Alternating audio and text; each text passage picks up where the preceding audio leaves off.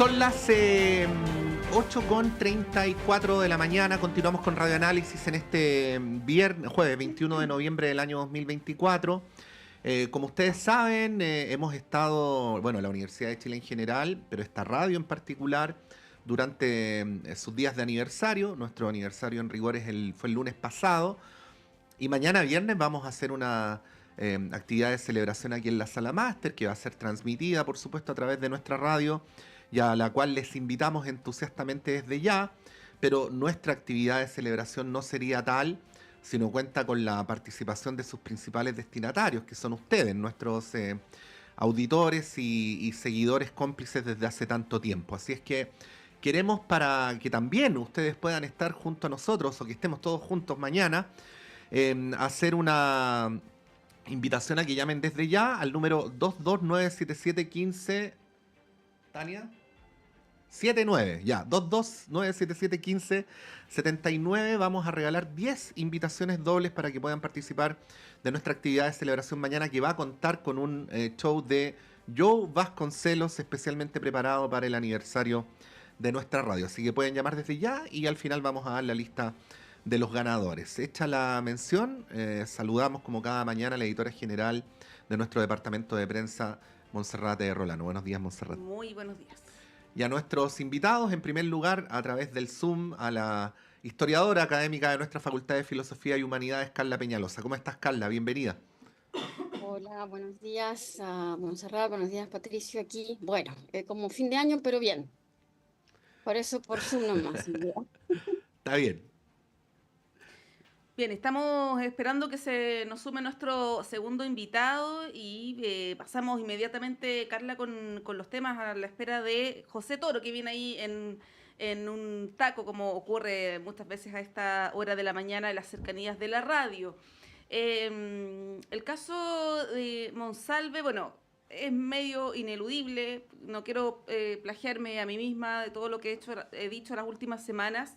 Pero creo que los detalles del caso judicial no van mucho al lugar, o por lo menos en la línea del espíritu de este programa. Eso ya lo han hecho otros medios de comunicación, más allá del tema ético, ¿no? Eso lo tendría que resolver cada uno. Por nuestra parte, queremos ahondar, Carla, en el caso, pero desde la perspectiva política, y ayer hubo un nuevo episodio respecto de esta trama, podríamos decir, que es la creación de la comisión investigadora de la Cámara de Diputados y de Diputadas, donde hubo ahí algunas acusaciones de presión por parte del gobierno a través del ministro Elizalde. Lo curioso es que esto ocurre con un parlamentario que es del oficialismo, ¿no? El diputado del Partido Radical, Lago Marcino, quien, bueno, ha pasado por otros partidos también, digamos, pero él acusa estas presiones del ministro de la SECPRES. Finalmente se constituye esta comisión, la preside un parlamentario de oposición de Renovación Nacional, el diputado Mellado, y esto genera controversias, principalmente por el hecho de el rol del presidente. Hay quienes plantean, sobre todo desde la oposición, que se debe citar a declarar al presidente de esta comisión, lo que no corresponde. Entiendo que es incluso inconstitucional, y se lo podemos preguntar a José, que es abogado, pero de todas maneras se insiste en este punto, ¿no? De citar al presidente, y pareciera ser más bien un punto político respecto del gobierno y del presidente Boric, que una instancia para poder indagar. Para eso además está la justicia, ¿no? ¿Qué podríamos decir, Carla, o qué te gustaría plantear respecto de este tema, como decía, desde la lista política? Bueno, yo estoy muy de acuerdo con casi todo lo que has dicho. Voy a ahondar en algunas de esas cosas. Primero, yo creo que nadie podría decir que el caso es extremadamente grave, que la verdad yo no tengo recuerdo de una falta tan grave de este tipo, digamos, al menos de este tipo de delitos de un funcionario en ejercicio. O sea, creo que es un hecho inédito, gravísimo, pero que justamente, como tú dices, tiene que investigar la justicia, y en eso está. Él ya no es funcionario de gobierno, por eso no entiendo, me cuesta, o sea, no me cuesta entender, pero no tiene lógica que sea una comisión investigadora del Parlamento y que cite a declarar, qué sé yo, porque estamos hablando de una persona que en el momento en que se sabe, eh, ni siquiera que es culpable, porque en verdad también uno tiene que presumir la inocencia de la gente, pero que está siendo investigado por un delito gravísimo, deja de ser funcionario del gobierno, que me parece que es lo que había obviamente que hacer. A ver, dicho esto, dos cosas. Por una parte, no solo decir que la situación es muy grave, sino que por supuesto que uno puede ser autocrítico o que el gobierno podría ser autocrítico, o como lo han hecho algunos parlamentarios del sector, para decir que el manejo no fue perfecto ni el más prolijo sobre la situación. Hubo errores que podrían haberse evitado, como que siguiera con su agenda, como que diera una conferencia desde la moneda. Sin embargo, yo creo, y en eso sí estoy convencida, de que por una parte eso puede ser desprolijidad, pero no un delito en ningún caso, como para tratar hola, de involucrar al gobierno, y que tampoco el gobierno en ningún caso, y esto claro, una opinión personal puede ser compartida o no, pero yo dudo que haya actuado de mala fe. En eso yo creo que hubo desprolijidad, sí hubo errores, pero de ahí a sacar provecho político de una situación tan grave, tan lamentable, donde además no solo está en cuestión, donde el personaje principal en realidad ni siquiera debiera ser quien está acusado del delito, sino que también aquí hay víctimas. Hay una víctima y que, bueno, merece además todo el respeto, toda la credibilidad, todo, y eso como que pasó a quinto plano. Entonces, dicho todo esto, me parece que es bien miserable tratar de sacar provecho político de una asociación como esta, porque es muy delicada y porque, como tú decías también, o sea, al final está todo el país comentando si le dijo o no le dijo, cómo fue, si fueron o no fueron, o sea, detalles que yo no sé si son eh, lo más importante en este caso, más allá de lo estrictamente judicial. O sea, creo que esos detalles son importantísimos para la justicia, pero, pero no para atacar al gobierno. O sea, me parece que eso es miserable. Eso sí, yo estoy convencida de eso.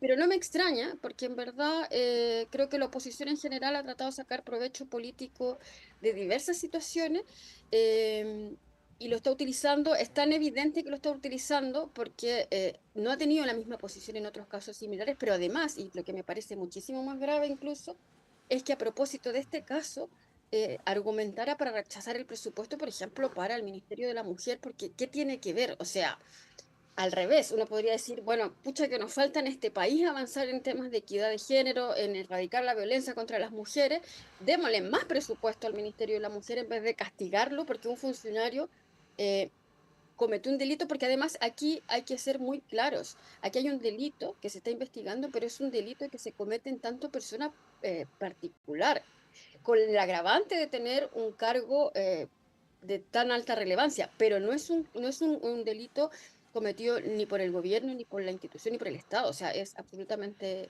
personal. Entonces, me parece que no corresponde aprovecharse políticamente de un caso así, porque creo que es una falta de respeto por sobre todo a la víctima en particular de este caso, pero a las víctimas en general, a las mujeres en general, víctimas de violencia, víctimas de acoso sexual, víctimas de todas las cosas que las mujeres estamos expuestas en la vida, y que con este tipo de cosas hay que pensar bien también, porque cuando hablamos de estos casos, cuando discutimos de estos casos, tenemos que hacerlo con tanta altura de miras como para que las mujeres nos sintamos protegidas a la hora de denunciar, y no al revés. O sea, no estar en la mira o decir, bueno, si pasó, no pasó, y todo opinando si ella debió hacer esto, debió hacer lo otro, si, o sacando provecho político de lo que hizo, ¿no?, el subsecretario en su momento. Entonces, yo creo que hay que tener un poquito más de respeto y sobre todo de dar una discusión tal vez más de fondo, porque aquí hay un problema grave, o sea, es gravísimo, y con esto quiero cerrar, pero aquí es gravísimo, creo que hay que aprovechar el momento para discutirlo. eh, Decir que de alguna u otra manera uno siente, no sé, Montserrat, si te pasa lo mismo como mujer, que finalmente cualquiera, hasta el hombre más insospechado, digamos, puede ser culpable de un delito tan grave. No sé si me expreso bien, no le quiero decir que todos los hombres son potencialmente culpables, ni mucho menos, al contrario, pero quiero decir que gente que uno no se imaginaría que es capaz de cometer un delito así, resulta que hay que investigarlo porque sí puede haber sido que cometió un delito así, sí hay denuncias sobre eso. Sí. Y entonces las mujeres tenemos que además sentirnos protegidas y no juzgadas públicamente a la hora de denunciar. Sí. Es, Sí, bueno, esa responsabilidad, Carla, que es del sistema político, que es de los actores, que es también de los medios de comunicación, en mi modesta opinión ha estado bien descuidada a propósito de este debate. Vamos a saludar al secretario general del PPD, don José Toro, quien está acá. Bienvenido, José. Muchas gracias. Sí, quería preguntarte por lo siguiente. Es del obvio interés de las oposiciones que estemos hablando de este tema, si fuera posible, Eternamente. para siempre, ¿no? El tema es qué hace el gobierno con eso, ¿no? Hay quienes, como tu correligionario Ricardo Lagos Weber, han planteado que mejor reconocer públicamente que estas 2 o 3 cosas no se hicieron bien, y con eso tratar de superar el tema. Y yo digo a priori que eso tampoco garantiza, porque no son tiempos donde ni la sociedad ni el sistema político valoren los gestos de, ¿cómo se dice?, de contrición cuando alguien se disculpa de algo. Pero bueno, algo tiene que hacer el gobierno para que no esté todos los días el subsecretario Cordero o quien estime el gobierno hablando del tema, ¿no? ¿Cómo lo ves? Porque, bueno, parece más discutible el tema de cuánto se demora el gobierno en pedirle la renuncia, pero al menos es ya más potencialmente criticable que Monsalve haya ido a la comisión, que haya renunciado personalmente. Y bueno, el punto de prensa del presidente Boric, que es punto seguido, pero que es parte de lo mismo, ¿no? ¿Qué dirías tú? Ah, y solo para terminar, Solo para terminar. En las últimas 24 horas el gobierno ya no ha podido contener la crítica pública interna, ¿no? Que es algo que ha aparecido en distintas voces. Yo mencionaba más temprano, Lagos Weber, Bárbara Figueroa, otros. Yo creo que de esta crisis no es fácil salir, Ujú. ¿no? Y tampoco va a ser algo que vaya a terminar mañana o pasado mañana, es algo que nos va a acompañar mucho tiempo, por la gravedad de lo que significa, ¿no? Es un terremoto político de magnitud casi superior políticamente, casi como lo que fue Cabal, digamos, ¿no? Para la presidenta Es el Bachelet, cabal de Boric. ¿no? Sí.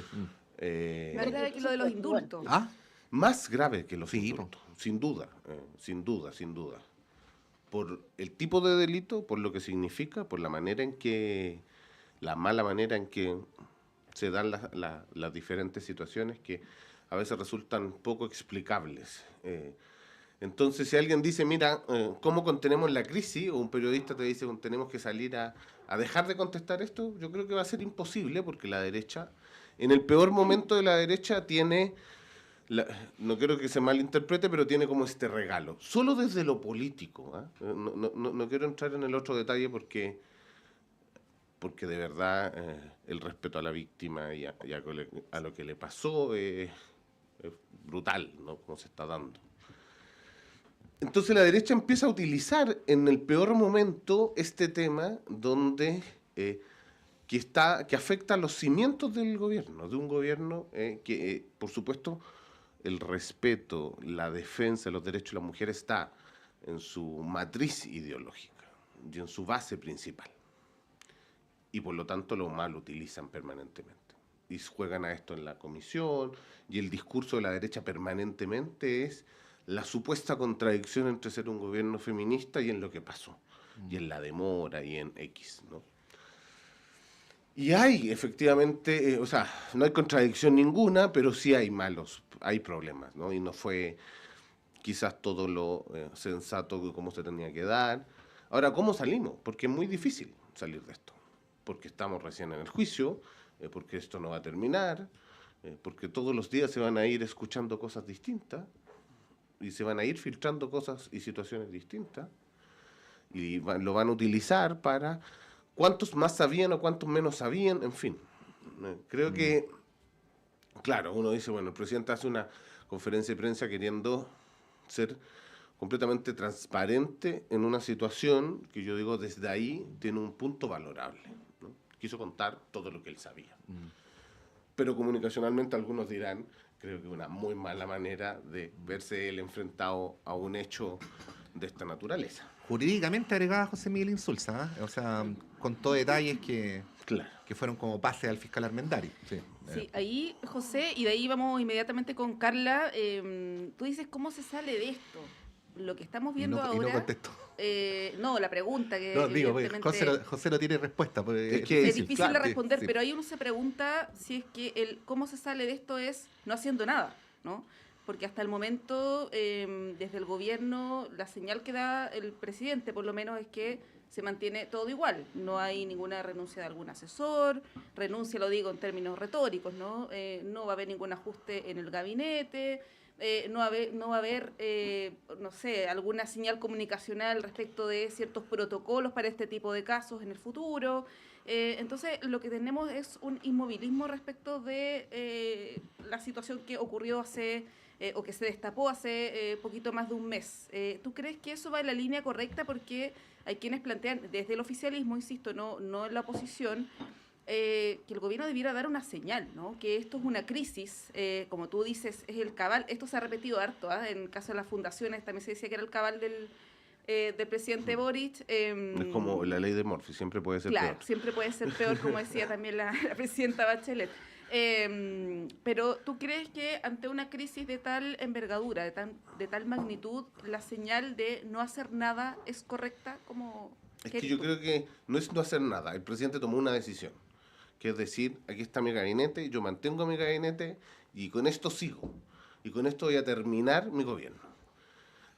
Que es completamente distinto a la política tradicional de todos los gobiernos anteriores en casos de esta naturaleza. Y por tanto es reforzar a las mujeres que lo acompañan además, porque recordemos que la contradicción además de la derecha era sindicar en Toti Orellana, en la ministra Carolina Toa, las responsables de esta situación. Entonces además, por el hecho, tú dices, bueno, en este tipo de hechos además 2 mujeres son responsables. O sea, paremos. Que no tenían ningún tipo de vinculación además. Y el presidente dice, basta, aquí yo no voy a hacer ningún cambio de gabinete porque es mi atribución presidencial y por tanto voy a salir de esto con todo el equipo. Creo que eso es muy distinto a no hacer nada. O sea, claro, hay pero la hay un estrategia ejercicio. que uno podría decir, el tema de los asesores, no solamente de los ministros, ¿no? Hay una estrategia que ha sido cuestionada desde el propio oficialismo, en términos comunicacionales, políticos, y ahí hay personas con nombre y apellido, que O sea, además sabían el mismo día martes de sí, esta situación. pero sí, más honestamente, cualquier autoridad que uno tiene equipo de asesores, tú lo primero que haces es conversar con tus asesores personales. O sea, que no supieran es ilógico, porque son tus asesores. Es parte de tu equipo Sí. con el que uno trabaja. A veces por el mero hecho de que el tema es demasiado grande para un solo ser humano, digamos. O sea, Completamente. sí, po. Entonces, Con alguien lo tienes que conversar. Sí. ¿cambia algo la relación? No, o sea, uno tiene que dar por sentado que el presidente cuando se entera habla con su equipo de más confianza. Para eso está su equipo de más confianza. Si yo no soy capaz de hablar con mi equipo, con el que trabajo día a día, que me ve la agenda, que me ve los temas, que me prepara los discursos, que converso los discursos, que converso hacia dónde es el foco, es bien raro que eso no ocurriera, ¿no? Entonces, ¿cuál es la noticia? No, la noticia, no hay o sea, están haciendo noticia de algo que es en el trabajo permanente una realidad permanente. Obvio que habló con su jefe de asesores, obvio que habló con su jefe de gabinete, pero pareciera ser que quieren resaltar como si no lo supieran. Yo digo entonces, hay una decisión del presidente que es distinta a la política tradicional de hacer, bueno, pasa esta crisis, hacemos un cambio, salen los ministros, salen los subsecretarios. Aquí hubo un cambio de subsecretario. Listo, perfecto, sigamos avanzando, pero el presidente dijo no voy a hacer cambio de gabinete. Creo que hay una señal de autoridad que es distinta y con lo que tengo voy a enfrentar este desafío. Ahora, es difícil, porque uno esperaría que opere la política tradicional, que mueva a los ministros, que haga un cambio como para cambiar el foco. Sí. Pero creo que ese cambio de foco no se va a dar. Independiente de lo que haga... Independiente de lo que haga el gobierno, porque esto está partiendo. Estamos recién con un día va preso Monsalve y queda todo el juicio, toda la investigación, y la preparación del juicio oral y demás.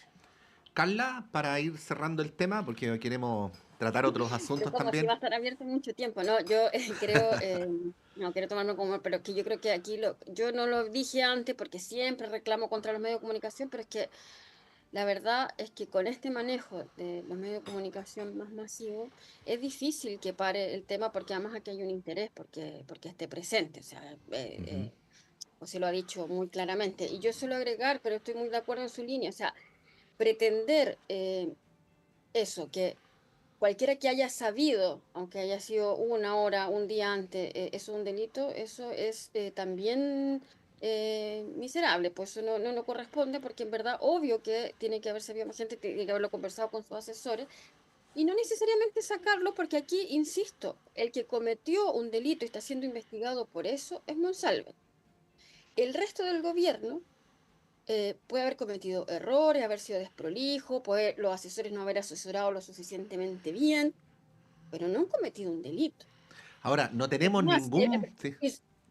no, y solo también para decir, ojo, yo no quiero, no es por ser indulgente, pero la verdad es que también era una situación tan delicada. O sea, creo que hay errores que se podrían haber evitado, pero también entiendo que es un escenario muy complejo. O sea, de verdad, no todos los días un miembro del gabinete es acusado de violación, como para decir, cuando pasa esto, yo sé que tengo que hacer esto otro. O sea, es una situación sumamente compleja que se trató de manejar lo mejor posible, que se cometieron errores y yo creo que a lo mejor sí, como decías tú, a lo mejor, o como dice Lagos Weber, ya hay que decir que esto se hizo mal, hizo mal. No creo que sirva de mucho, porque finalmente sabemos que hay aquí un aprovechamiento político y que sirve para cualquier cosa, como incluso, porque yo estoy muy molesta con eso, pretender rechazar el presupuesto para el Ministerio de la Mujer, perjudicando a las mujeres de Chile. O sea, ¿dónde está la preocupación real por el tema? ¿Dónde está por la preocupación por eliminar la violencia contra las mujeres si no quieres darle presupuesto al Ministerio? Con el argumento de que de que un miembro del gabinete cometió un delito de esa naturaleza, yo no le veo la lógica. Sí. Entonces, hay que separar errores, hay que separar errores de delitos y eso, o sea, y además creo que a diferencia de otro tipo incluso salió el tema de los indultos, ahí hay responsabilidades que son más bien institucionales, o sea, se toman decisiones en el ejercicio. Aquí hay un delito que yo lo veo mucho más personal, que insisto, no es menos grave por eso, es más grave por el cargo que tenía la persona, pero es un delito que no debe involucrar a la institución, al gobierno, al Estado, porque, o sea, No tiene nada que ver, pues sí. no Ahora, tiene nada que ver una cosa por otra, no lo hizo o sea, no es por su cargo, o sea, no mandó a reprimir y a matar manifestantes en el ejercicio, no sé si me sí. entienden la Yo lógica, o solo sea, quería agregar que si no quieres ser riguroso, no tenemos ningún motivo para deducir que los asesores lo asesoraron mal. O sea, no bueno, tenemos, además, no tenemos idea qué conversaron. O sea, no sé. Estoy por decir una tontera. Imaginémonos que Durán y Crispi le dijeron, presidente, pídale la renuncia inmediatamente. Podría haber sido, ¿no? Pero en esos casos, ¿qué van a decir? Porque un asesor leal,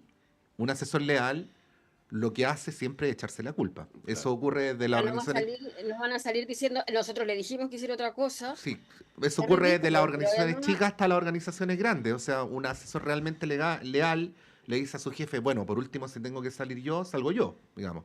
Entonces, Pero eso no ha ocurrido. no, y esas son cosas, pero esas son cosas que quedan en la intimidad de la conversación entre el presidente y sus asesores, y sobre lo cual es prácticamente imposible especular.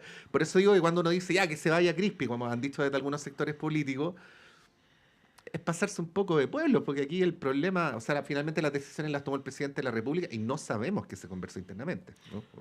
Y yo creo que están como tratando de pasar viejas cuentas Sí, en los actores actuales, más que cuentas propias de esta situación. Entonces, hay algunos que quieren tener afuera al jefe de gabinete o al jefe de asesores cerca del presidente.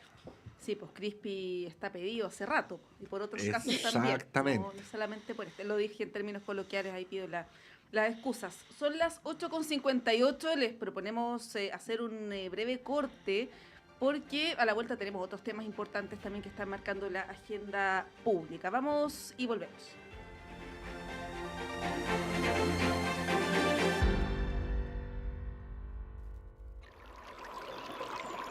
Aguas Trayén o Cascada en Mapudungún es la mejor agua purificada con tecnología de última generación. Para más información, visite su página web www.aguastrayen.com.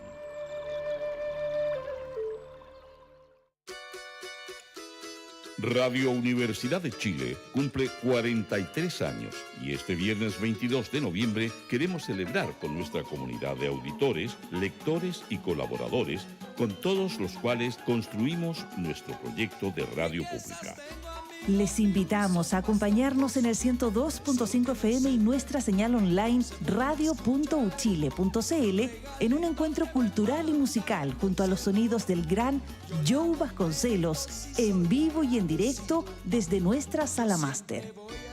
Recuerda, este viernes 22 de noviembre a las 20 horas, Radio Universidad de Chile celebra su aniversario 43 en el 102.5 y radio.uchile.cl. La radio que piensa, una radio pública para Chile.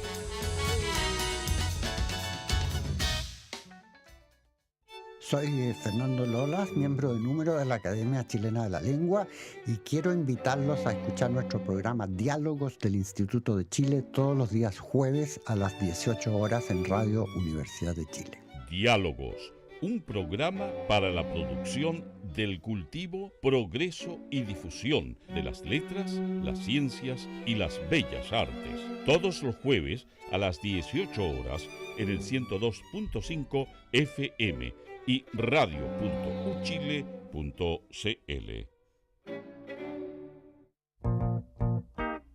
Todos los sábados a las 21 horas, Alberto Mayol, Omar Sarraz, Patricio López y Antonella Esteves se reúnen para revivir la tradición de una amable conversación entre amigos alrededor de un libro y para discutir sobre literatura y la vida misma. Radio Universidad de Chile te invita a ser parte de esta República de las Letras y compartir la pasión subjetiva y personal de cualquiera que ame los libros. Te esperamos cada sábado a las 21 horas en la República de las Letras, un clásico de Radio Universidad de Chile. Conciencias y Educación, un programa de la Facultad de Ciencias de la Universidad de Chile dedicado a mostrar el estado de la ciencia de frontera y analizar las políticas educacionales y contenidos programáticos sobre educación científica y educación ambiental. Hola amigas y amigos, soy Raúl Morales Segura, decano de la Facultad de Ciencias de la Universidad de Chile, y deseo invitarles a acompañarnos en nuestro programa Conciencias y Educación cada viernes a las 12 horas en Radio Universidad de Chile. Conciencias y Educación, un programa para una ciudadanía más demandada en los avances científicos, tecnológicos y ambientales, en el 102.5 FM y radio.uchile.cl. Estás escuchando Radio Universidad de Chile, la emisora insignia de la música chilena, reconocida como radio fundamental por la SCD 2024.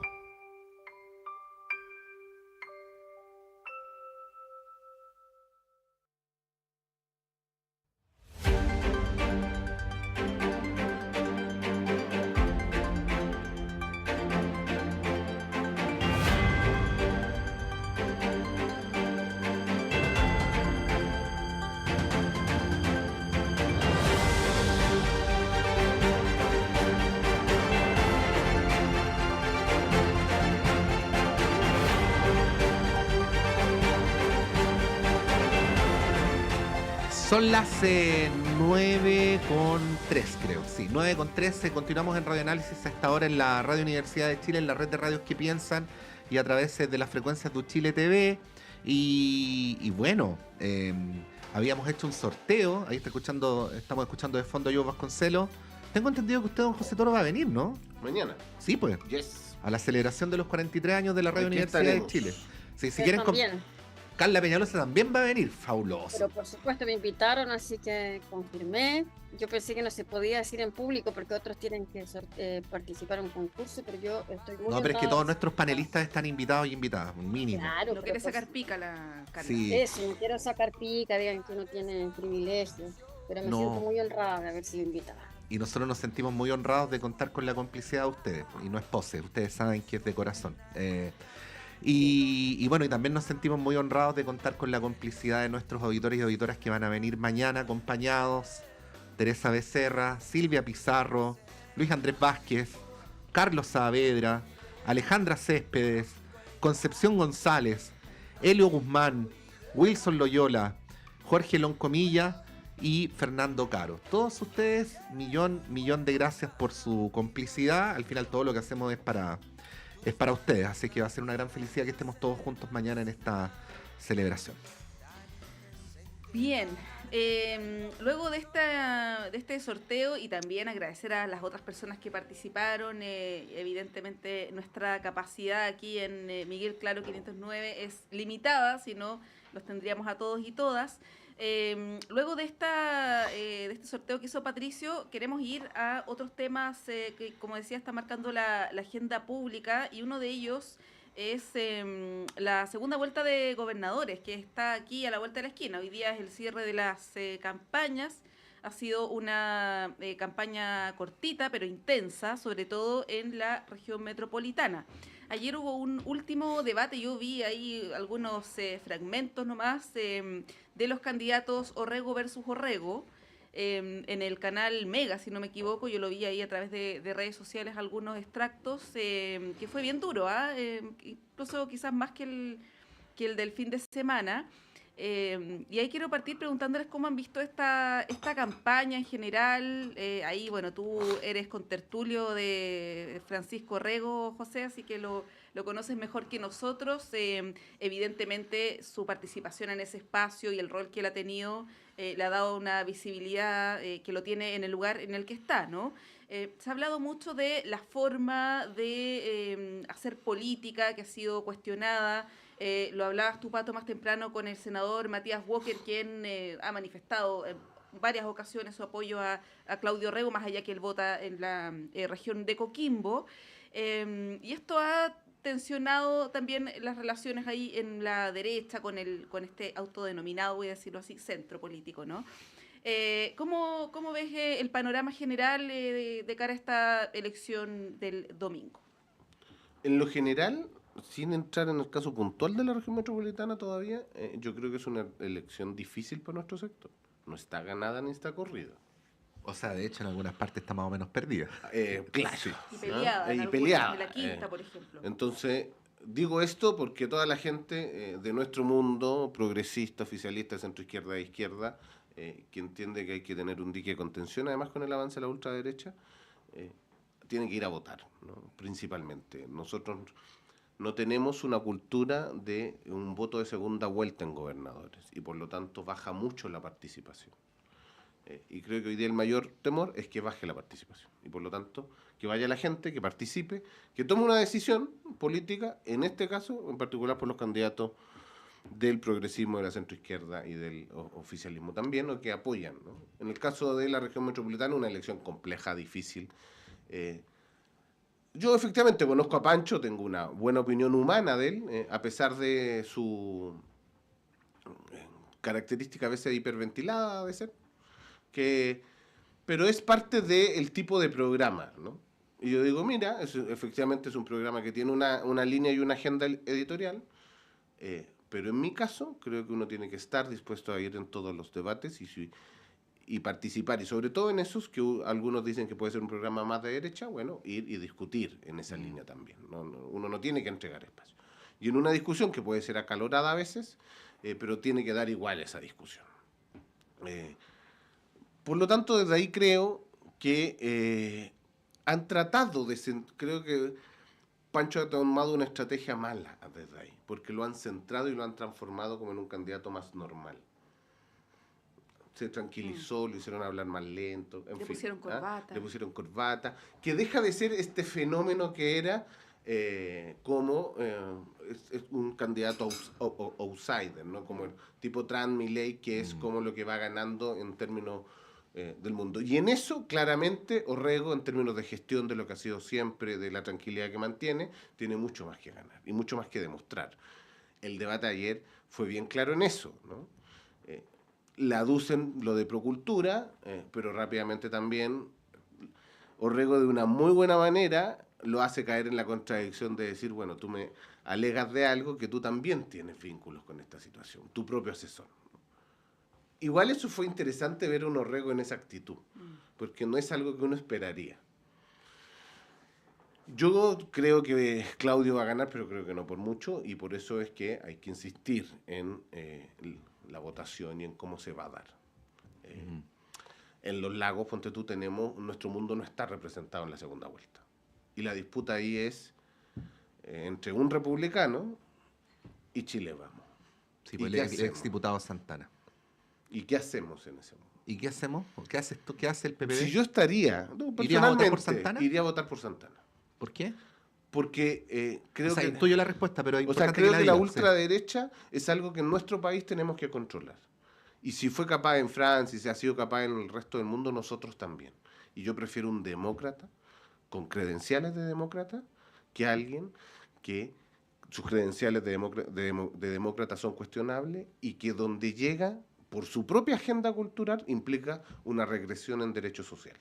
Carla, en relación a la región metropolitana, no me gusta decir algo que conspira contra la participación electoral, pero para efectos de esto tengo que decirlo.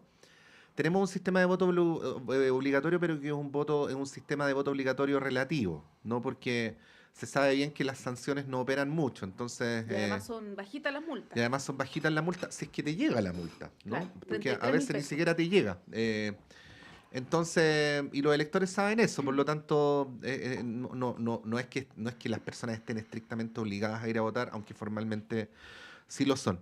Y te hago y hago esta introducción porque lo hemos conversado aquí en los días previos respecto a la candidatura de Claudio Rego, que ha tratado de cultivar el perfil más transversal posible. De hecho, ha sido bien explícito en que él no es el candidato del gobierno, que no es el candidato del oficialismo, pero además, a la hora de elegir las personas con las cuales aparece públicamente, ha optado por personas que no tienen mucho arrastre nominal en términos electorales, pero que sí tienen el capital simbólico de estar como en el centro, en la frontera o pasando para el otro lado de la derecha. No estoy pensando en los Jorge Burgos, en la Soledad Alvear.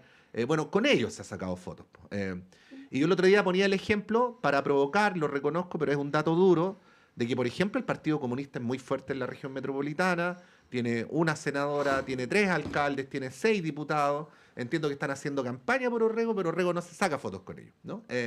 Entonces, ¿por qué hago esto? ¿Por qué hago esta mención?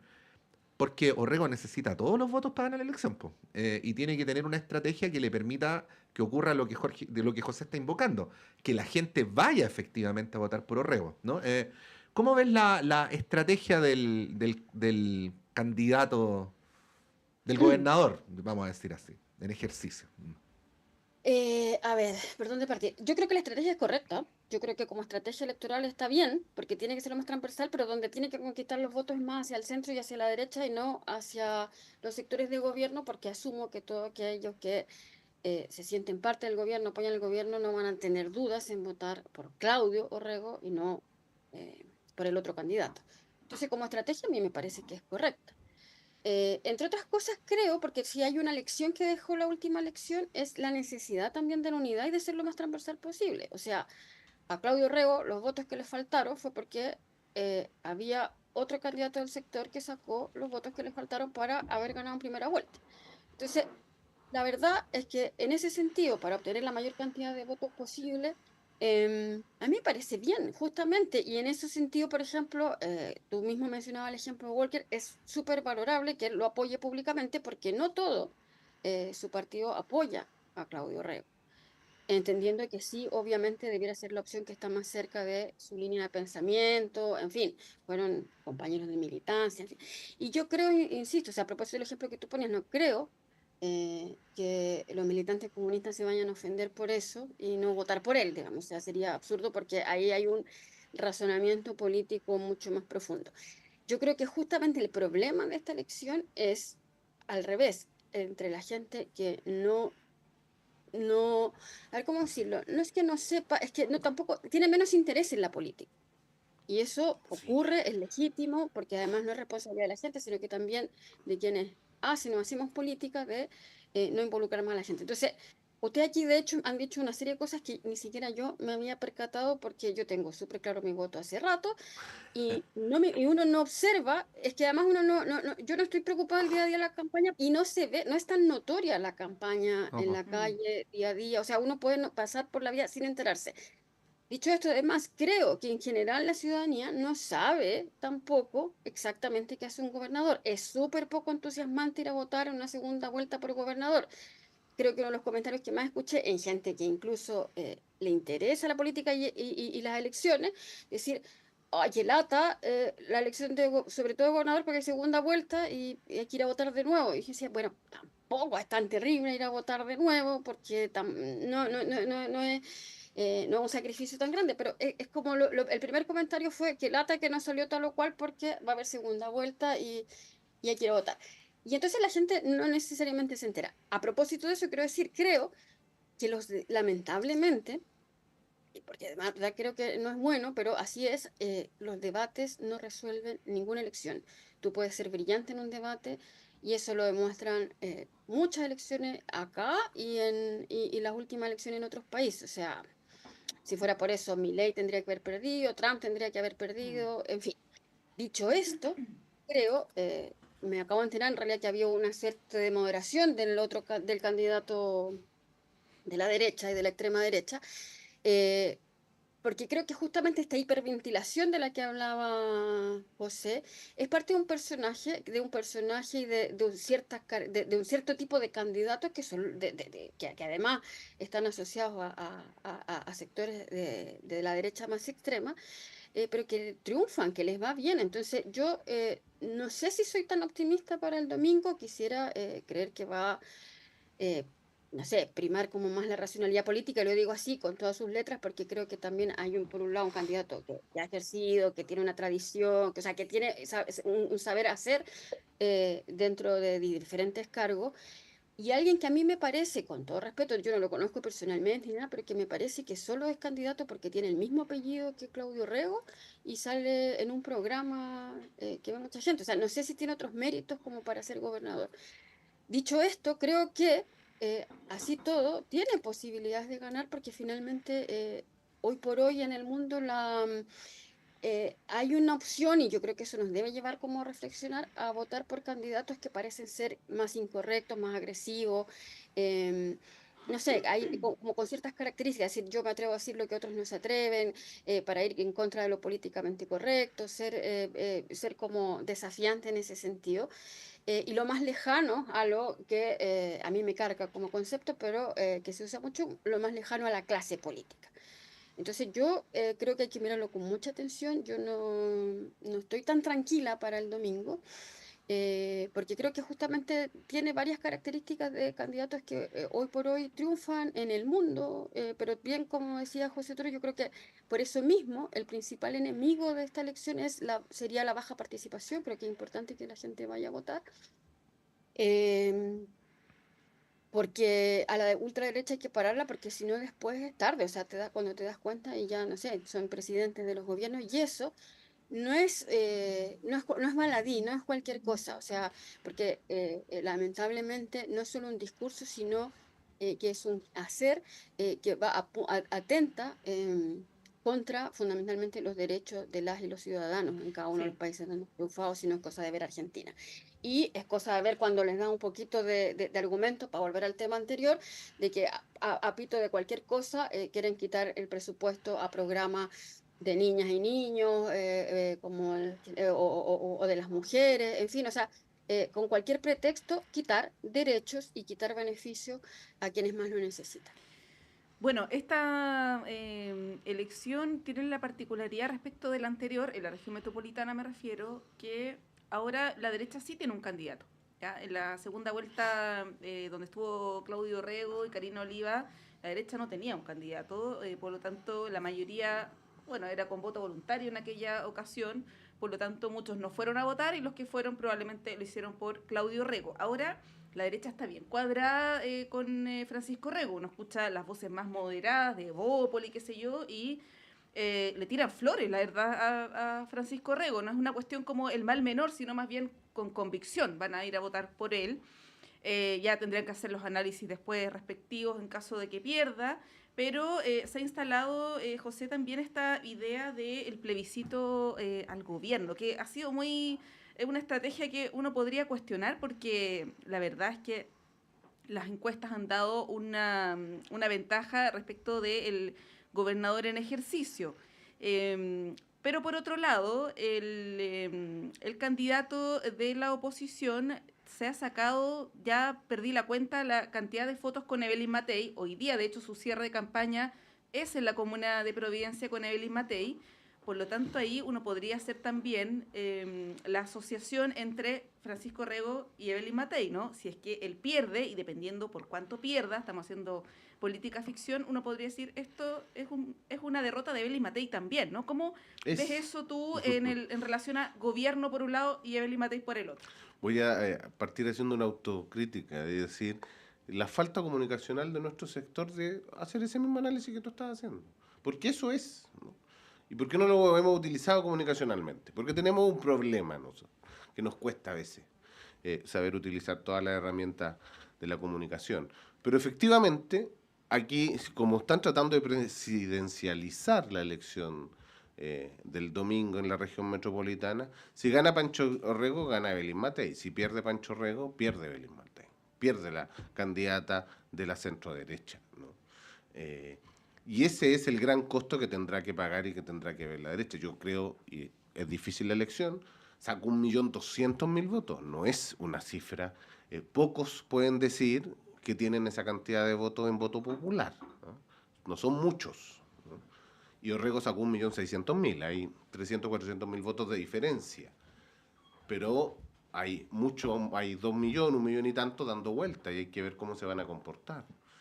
Por eso es que la participación es importante, para que efectivamente el candidato de Evelyn Matei, el candidato de la centro-derecha y de la ultraderecha también, porque también lo apoya, pierda. Como han venido perdiendo todos aquellos que tienen este estilo confrontacional de hacer la campaña, ¿no? Perdió Poduje en Viña por lo mismo, a pesar que puso en bastante riesgo, pero la sensatez imperó nuevamente, ¿no? Además de la sensatez, la demostración de una buena administración, de la gestión, de ser gestor, que es lo que Claudio Rego, el actual gobernador de la región metropolitana, tiene hoy día. Y yo espero, ojalá, que efectivamente pueda perder el candidato de Evelyn Matei, pero creo que decir que por el solo hecho de que los partidos oficialistas apoyan a Claudio Rego, ¿es 100% un candidato oficialista? ¿Es un candidato oficialista? Sí, pero también tiene un fenómeno que es distinto, ¿no? No proviene de los partidos, de ninguno de los partidos oficialistas, era un ex-DC, la DC, a pesar de ser un partido cercano en que vamos en la misma lista, no es parte del gobierno todavía. Tienen una relación, por supuesto, con el gobierno y de trabajo mancomunadamente, pero también es crítico del gobierno. Creo que esa transversalidad es la que en la gestión de Claudio Rego le ha permitido tener el apoyo de no solo los alcaldes oficialistas, sino también de los alcaldes de derecha que lo apoyan, e incluso republicanos, ¿no? Ahora, no es formalmente del oficialismo, pero es un militante nítido de la centroizquierda. Completamente. O sea, uno no puede decir que... Hubiera sido nuestro candidato si no hubiéramos tenido problemas en la negociación. Yo por lo menos no podría decir como periodista que, salvo en la segunda vuelta de la elección de gobernadores, porque era una cosa fáctica, ¿no? Que Claudio Rego haya sido un dirigente político que haya tenido coqueteos con la derecha, ¿no? Como sí se puede decir de otros deseos, ex-deseos. O sea, fue ministro de Lago, estuvo muy nítidamente a favor del apruebo, estuvo dispuesto a dar vocería, en el plebiscito del 2022. Entonces tiene ahí una trayectoria que, si bien no lo hace formalmente el oficialismo, uno diría que más o menos sí se entiende. Tiene domicilio político. Exacto. O sea, no aquí hay algo claro. No ha renegado. Del gobierno, sí. O sea, no es el candidato de la oposición, es el candidato del gobierno y es el que se hace cargo. Lo que sí yo estoy de acuerdo con José es que si pierde no significa que es un voto contra el gobierno en general, aunque, bueno, ahí uno puede discutirlo, pero dicho eso, es el candidato del gobierno. Sí. Bueno, antes de cerrar, queríamos hacer con ustedes una breve pasada por la discusión presupuestaria, que es súper importante. En estas jornadas que empezaron esta semana en el Senado, se han ido destrabando sucesivamente las partidas más conflictivas. Reconocemos que teníamos la duda, lo habíamos hablado ahí en nuestras conversaciones diarias editoriales con Montserrat, si la dinámica de la Cámara se iba a reproducir en el Senado. Sabemos que el rol del Senado es otro, pero igual teníamos la duda.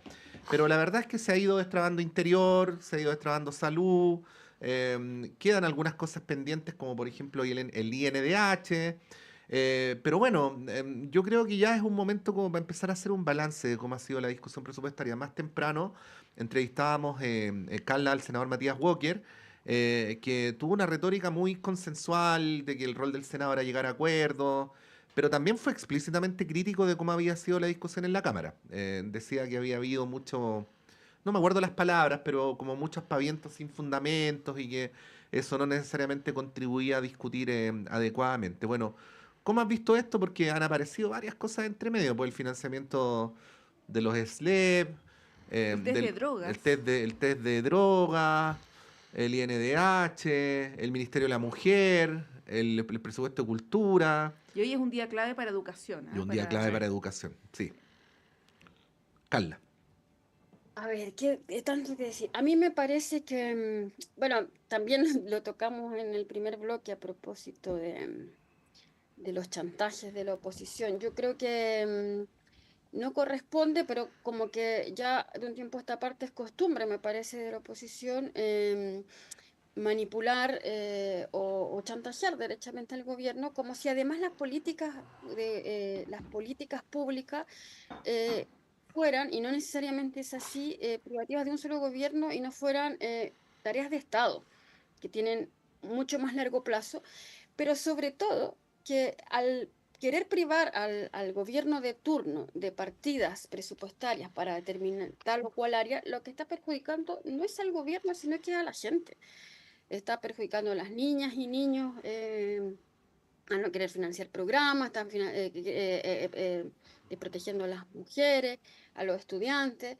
No está actuando contra un gobierno, que es lo que pretende, sino que, y esto tiene que tenerlo claro, los electores también están actuando contra la chilena y los chilenos, contra la gente que vive en este país. Y eso a mí me parece una vergüenza. Me parece una vergüenza también que, porque tampoco es primera vez, que lo primero que cuestionan o lo que siempre sale al baile son los presupuestos para materias de derechos humanos. Entonces pues dicen que están súper preocupados por los derechos humanos, en cualquier otra parte del mundo, por cierto, y sin embargo lo primero que quieren es hacer privar de recursos a instituciones tan importantes como el Instituto Nacional de Derechos Humanos, que no depende tampoco del gobierno de turno, que sus autoridades y el ejercicio de su labor justamente tiene que ver con su independencia de los gobiernos de turno, porque es para proteger los derechos humanos de todas y todos los ciudadanos de este país. Entonces, a ver, ¿nos importan o no nos importan? ¿Y por qué queremos quitarle presupuesto siempre o al Museo de la Memoria o al Instituto de Derechos Humanos o a los sitios? Después decir, no, mira, todos estamos en contra de las violaciones de derechos humanos, pero bueno, es importante la prevención, son importantes las garantías de no repetición y no quieren invertir ahí. Entonces, una de dos, o es un juego muy mezquino de solo atacar al gobierno, porque al que después están dispuestos en todo caso a negociar por otras cosas, o de verdad no le interesan los temas del bienestar de la ciudadanía. Entonces, a mí me parece bien vergonzoso la discusión sobre el presupuesto, como que todo el mundo tiene que asustarse cuando se discute el presupuesto porque le pueden quitar recursos a cuestiones que son súper importantes y que afectan la vida cotidiana de las de los chilenos durante el año, digamos. Entonces, no es una discusión baladí y se discute como si fuera te doy, te quito, así como si fuera un juego de naipe, en circunstancias de que estamos hablando de políticas públicas que son relevantes para este país. O sea, educación, un sector tan golpeado, tan destruido por la dictadura, que necesita de una inversión tremenda para poder volver a rescatar la educación pública, por ejemplo, y que en realidad a la primera digan, no, es que no les vamos a dar presupuesto porque no nos gusta el gobierno y porque además cualquier cosa. O sea, no, a mí me parece, y aquí vuelvo a decir lo que también he dicho en otros programas, es, yo creo que el gobierno ha sido súper dialogante y súper incluso flexible y no sé cómo decirlo, pero ha tratado de ser lo más condescendiente con la oposición y no ha obtenido prácticamente nada en ese sentido, porque a la primera hay un ataque. Yo me alegro que se hayan ido destrabando cosas, espero que se destraben todas. Eh, entonces lo grave es si están dispuestos a negociar, qué es lo que se quiere conseguir al discutir y tratar de rechazar ciertas partidas. Sí, Denostar las políticas públicas del gobierno de turno, castigarlo, hacerlo pasar susto, no sé. sí, nos quedan poquitos minutos. José, bueno, más allá del comentario respecto de cualquier partida presupuestaria en particular, educación se ha mencionado, derechos humanos, el tema de estar constantemente en este tira y afloja entre gobierno y oposición. Ayer John Enríquez de Faro UDD nos recordaba lo que pasó en el contexto del estallido social, nos recordaba un tuit, porque siempre hay un tuit, ¿no?, de el presidente Boric, cuando era diputado, evidentemente, donde condicionaba el apoyo al presupuesto para carabineros si es que renunciaba el general director de la época, ¿no? Es un poco la misma lógica, ¿no? Obviamente, claro, era en otro contexto, pero es un poco la misma lógica, por lo tanto, el que esté libre de pecado aquí que tire la primera piedra. ¿Cómo ves tú en este escenario más macro el hecho de estar todo el tiempo condicionando cuestiones que no tienen nada que ver con el presupuesto, sino más bien son cuestiones de tipo coyuntural o de políticas públicas que se pueden discutir por separado, ¿no? Yo creo que es lamentable que queramos legislar a través de presupuesto, leyes y programas del Estado que ya están funcionando. O sea, digo, quitarle el presupuesto a los SLEP para que dejen de funcionar a través de la ley de presupuesto. Bueno, presenta una ley como corresponde porque no le gustan los SLEP o porque tiene una duda del sistema de funcionamiento, ¿no? Esa es la manera, no a través de esto. Ahora, efectivamente, esto pareciera ser un eterno loop de que porque unos hicieron una cosa, nosotros volvemos a hacerlo y así sucesivamente. Bueno, alguien tiene que decir basta. Porque si no, vamos a seguir en un escenario que es bien pernicioso para la política y que la ciudadanía de verdad dice, bueno, da lo mismo, porque lo mira y al final dice, se ponen de acuerdo igual, ustedes se arreglan igual, entonces genera mayor desvinculación de los representantes con la gente que uno debiese gobernar, ¿no? Alguien tiene que poner y decir basta, o sea, veamos en qué se gasta el presupuesto, si el presupuesto, el aumento o la baja corresponde o no, pero esta cosa de negar la sal y el agua y tratar de cambiar la legislación existente por la vía de la plata, de los recursos que tiene, me parece que es lamentable. Claro que sí. Bueno, vamos a ver, pues hoy día efectivamente el tema de educación es fundamental y nos preocupa, obviamente nos preocupa. Estamos llegando al final del panel. Carla Peñalosa, como siempre, muchas gracias. Igualmente. Esto no lo digo nunca. Pero mañana sí. Sí, eso, esto no lo digo nunca, hoy día lo puedo decir, nos vemos mañana. Nos vemos mañana, eso. sí. Nos vemos todos mañana. Eso, misma cosa, don José Toro. Nos vemos mañana. Ya, pues con Montserrat vamos a un breve alto y a la vuelta está Claudio Medrano con ustedes.